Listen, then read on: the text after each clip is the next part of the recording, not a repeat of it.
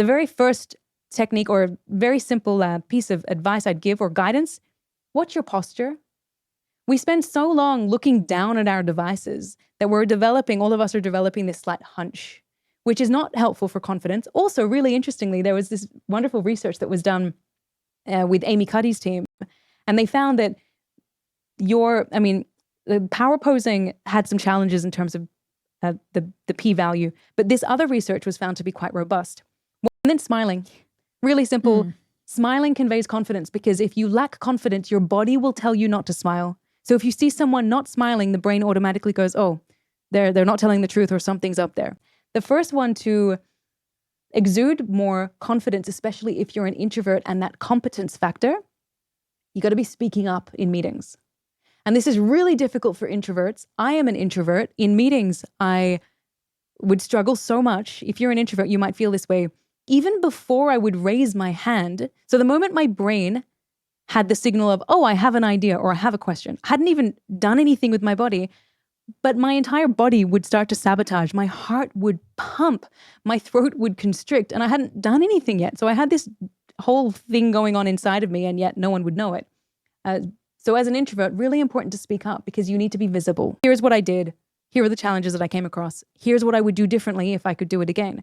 You're being really proactive. Whether or not that person reads it, you're getting into the habit of capturing a progress report for yourself. You have it documented, because how many times have you received something from someone and you say, well, that's actually not what I asked you to do?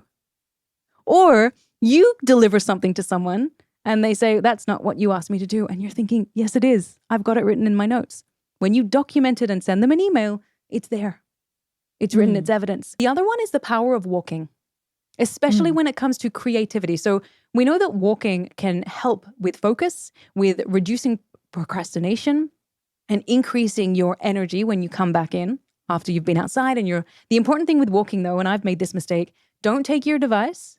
And if you do, don't read emails while you're walking. That just default, it destroys the entire benefit. Actually look at nature around you. Look at the trees, look at the clouds. It's called soft fascination, and it has these beautiful restorative powers in the brain.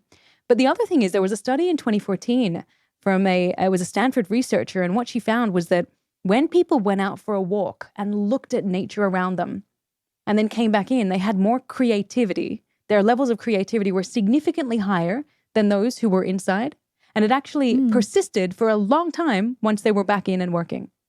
So if you've hit a creative block, which we all do, if you've hit that point of diminishing returns where you're just exhausted or you're procrastinating, just get outside for a walk.